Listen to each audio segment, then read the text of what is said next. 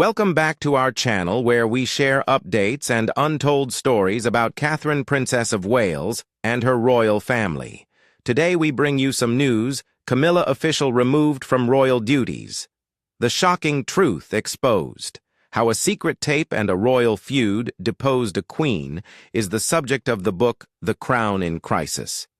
In spite of the fact that some historical events are not documented in textbooks, they have the potential to shape the destiny of a dynasty and change its trajectory in an irreversible manner. One such night unfolded within the gilded halls of Buckingham Palace during the grand banquet celebrating the coronation of King Charles III. It was an event that symbolized the dawn of a new era bathed in the radiant glow of crystal chandeliers and filled with the harmonious sounds of laughter and congratulations. The evening of November 14, 2023, gave the impression to the whole globe that it was going to be a flawless show of royal pomp and harmony. In spite of this, a quiet and tectonic fight was taking place under the glittering surface of this gorgeous environment. It was taking place between two of the most prominent ladies associated with the royal family, a silent fight that would set in motion a series of events that would silently but inevitably define the destiny of the monarchy. It was a conflict that did not include clashing swords or loud statements, but rather consisted of piercing looks, razor-sharp words, and painstakingly calculated acts. Every word that was uttered and every action that was made held the great weight of a decision that may change the balance of power for centuries to come inside those sacred halls where the footsteps of kings and queens reverberate like the very pulse of history. This was not only a disagreement between two women representing the royal family, rather it was a fundamental confrontation between two opposing ideologies for the very essence of the monarchy itself. Princess Anne was the embodiment of a vision that was founded on memory honor and an unflinching dedication to the traditions that had been passed down from generation to generation. The other, which was symbolized by the newly crowned Queen Camilla, was motivated by ambition, compromise, and a mastery of the delicate art of power. This power was often exercised in the shadows where choices are quietly made and tensions are disguised under layers of etiquette. On that fateful night while the monarchy was celebrating its continuation, a little fracture that was nearly invisible started to grow in its foundation. It was a fissure that was powerful enough to challenge a crown that was previously thought to be impregnable. A declaration of war, a banquet, and a blade are all included. Buckingham Palace's grand ballroom was a stately theater that was known for its lavishness. There was a symphony of celebration for the new king, which was created by diplomats, nobles, and royals from all over the world who assembled in their best clothes. Their courteous compliments and the clinking of crystal glasses created the atmosphere. However, under the surface of the magnificence, a storm was silently brewing in the background. This battle was growing between two women who occupied opposing sides of the royal spectrum: Princess Anne, the Princess Royal, and Camilla, the recently crowned Queen Consort. Both of these ladies were at the center of this impending confrontation. Princess Anne, who is now 73 years old, exemplifies the unyielding determination of a lady who has spent her whole life serving as the unyielding defender of her mother, Queen Elizabeth II, and the powerful heritage that she has preserved. Her piercing steel blue eyes surveyed the room, missing nothing, and eventually settled on Camilla, who was sitting resplendent toward the head of the table next to King Charles. Her eyes were discerning and did not miss anything. Camilla oozed the royal elegance that was proper for her new title. She was dressed in an emerald silk gown, and a stunning crown was shining on her silver hair. However, her history, which was irrevocably stained by the scandalous affair she had with Charles, and her perceived part in the sad unraveling of his marriage to Princess Diana, cast a lengthy shadow that no crown, no matter how beautiful it was, could completely remove. A great number of people both within and outside of the palace continued to have lingering suspicions about her position at the highest level of the monarchy. As soon as the main course was finished being served, there was a profound quiet that spread around the top table. Her hand trembled ever so slightly as she lifted her glass, a tiny hint that revealed the iron composure for which she is famed. Princess Anne raised her glass. She became the focus of everyone's attention, and the room, which had been humming with murmurs, gradually became silent. Although it was a gentle tone, her voice was able to cut through the tense atmosphere like a razor. Each and every remark was incisive, intended, and directed with a lethal level of accuracy. Do you really feel that you are deserving of the privilege of sitting on that throne? Her eyes were fixed on Camilla when she posed the question. Following the destruction of Diana's happiness, you now want to seize it for yourself. It was as if a bolt of lightning had hit from the words.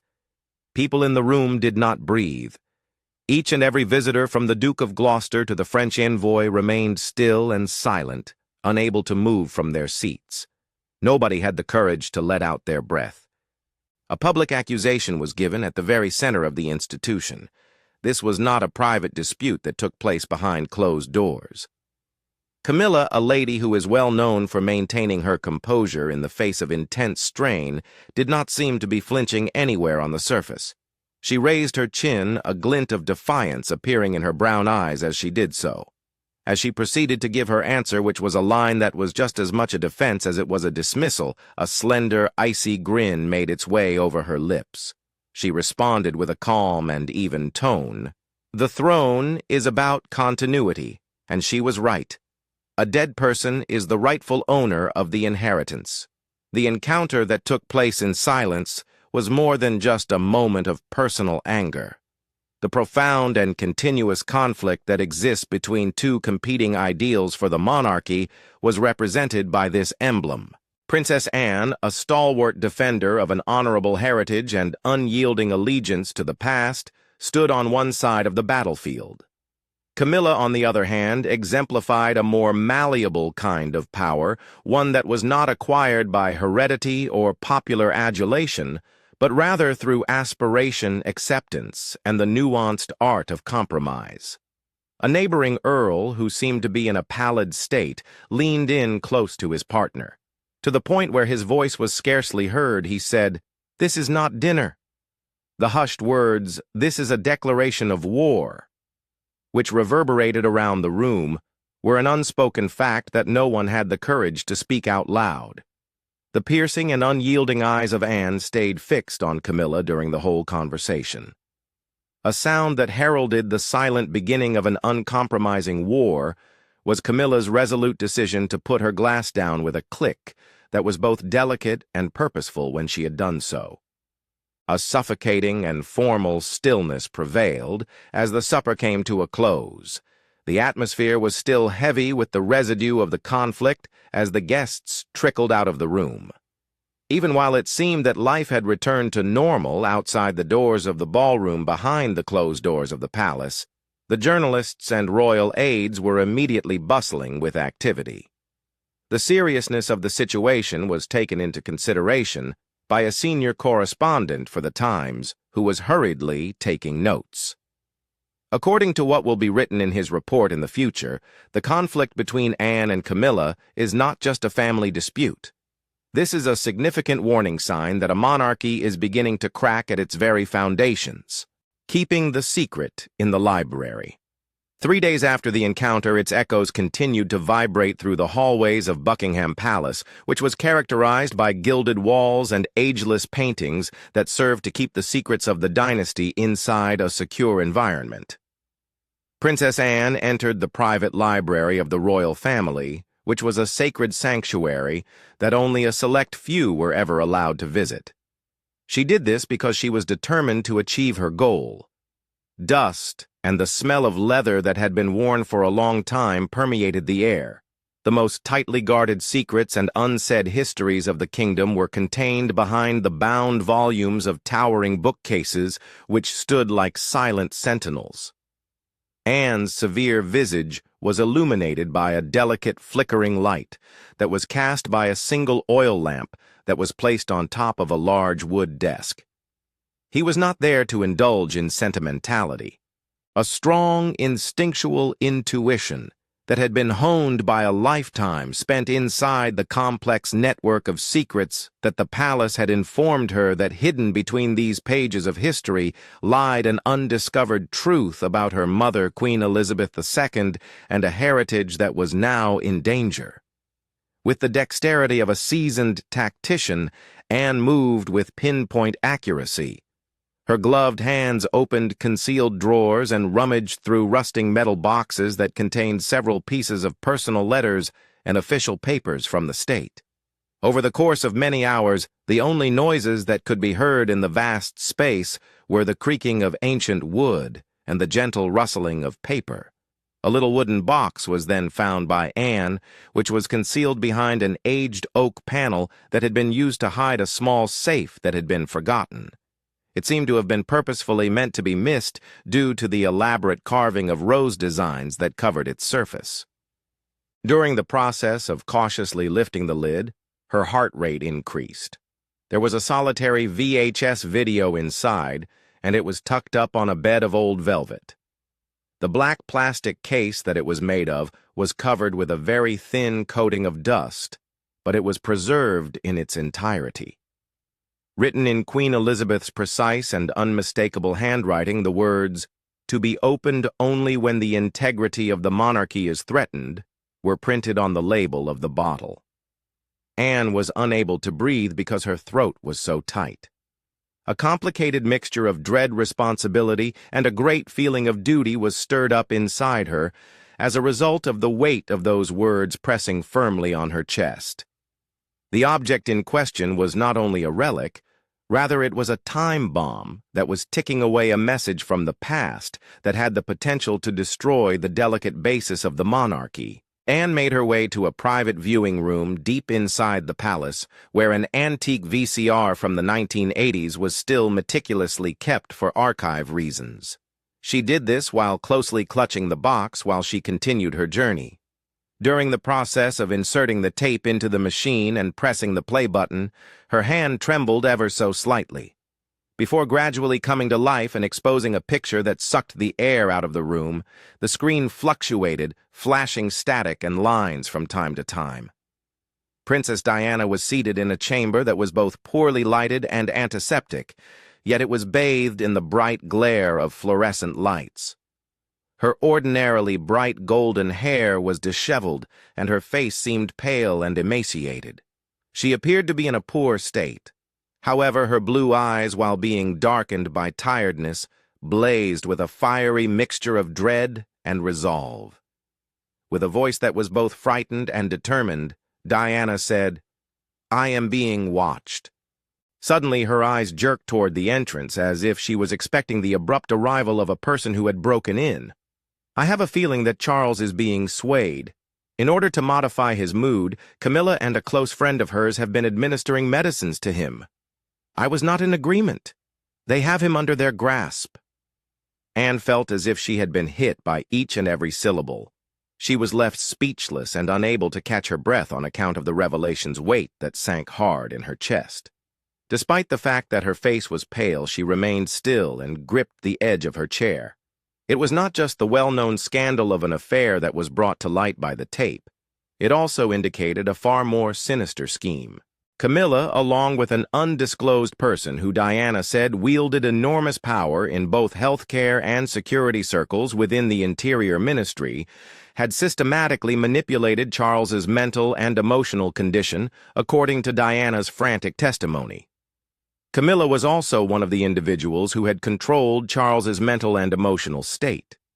Not only was it important to ensure that she maintained a personal connection with him, but the objective was also to strengthen her own position and royal authority from inside. And gloomy shade was thrown over all that Anne believed she understood as a result of the discovery which was more treacherous than anything she could have previously imagined.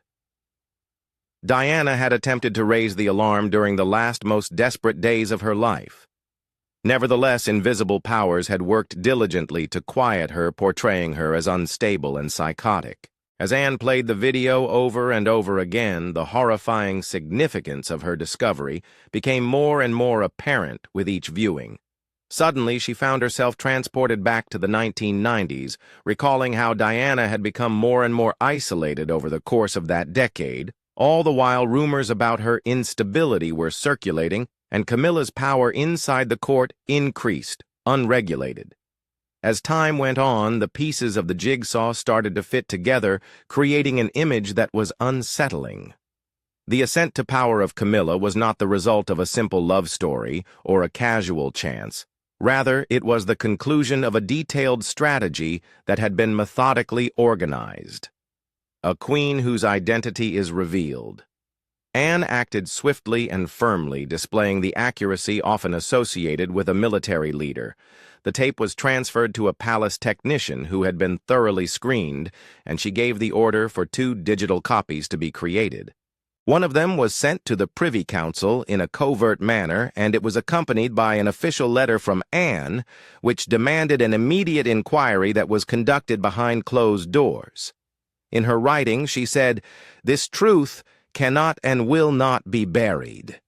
The original cassette, on the other hand, was something that she brought with her and brought to Geneva, Switzerland, where it was safely housed in a special bank vault and was only available to her.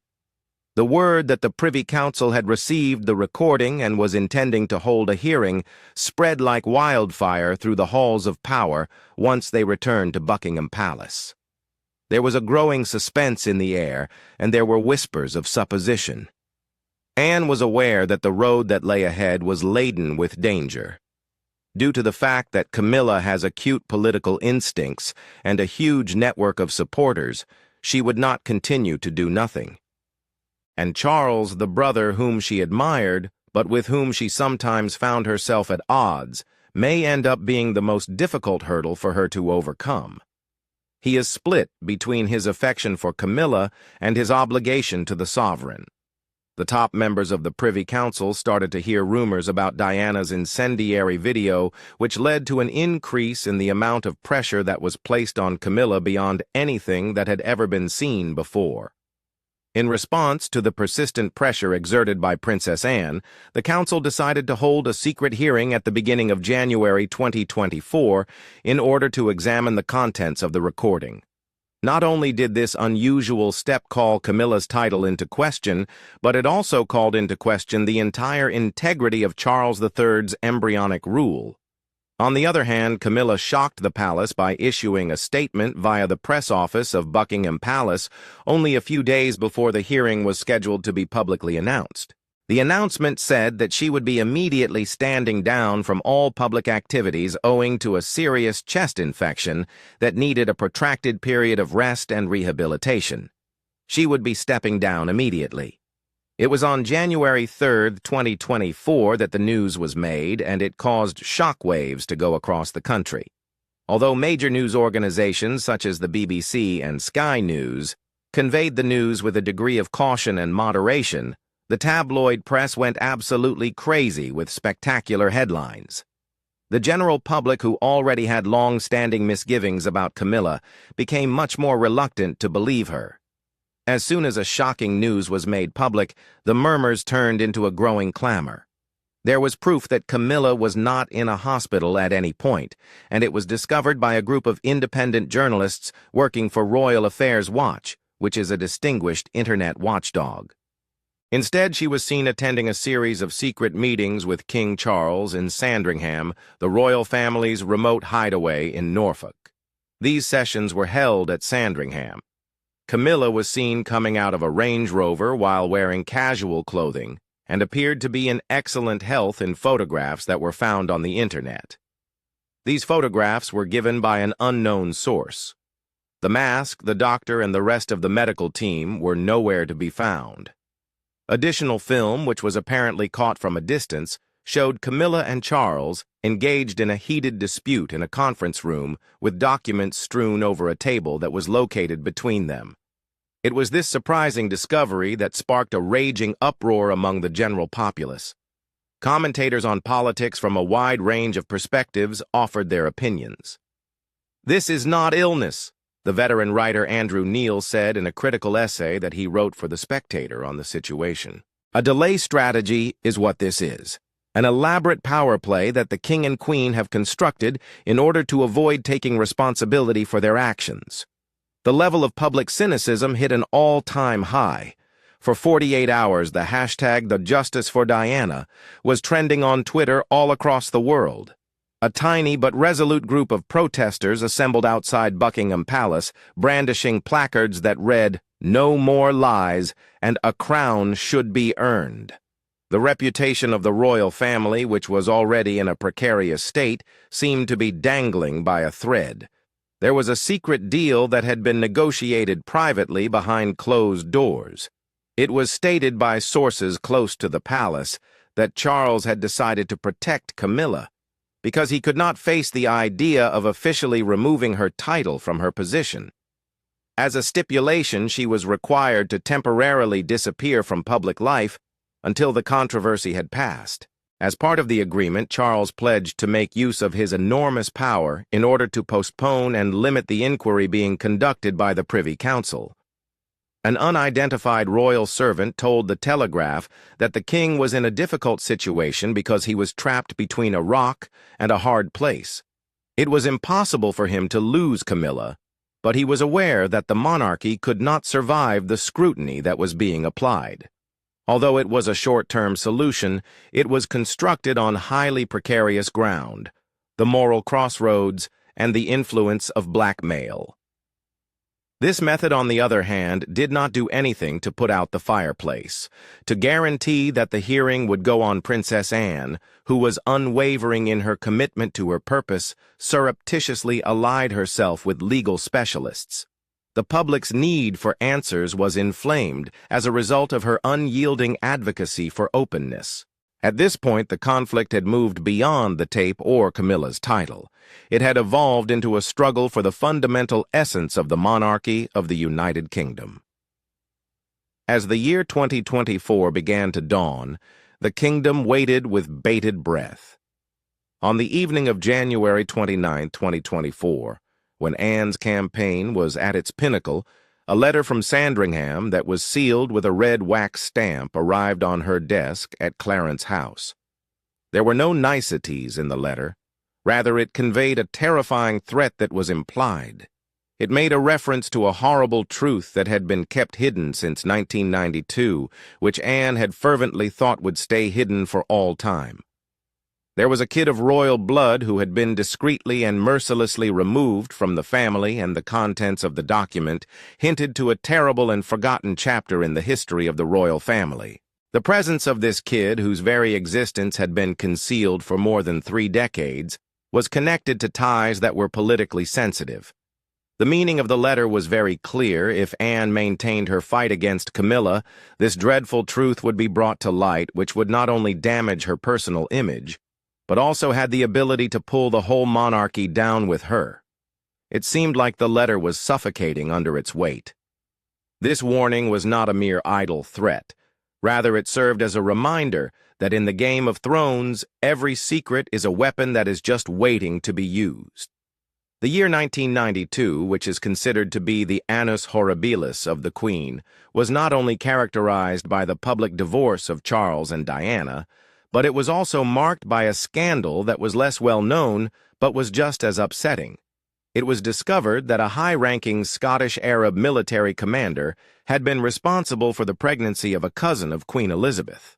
The presence of this kid, who was of royal blood but tied to a family that was considered politically uncomfortable, constituted an intolerable danger during a period in which severe scrutiny was taken into consideration.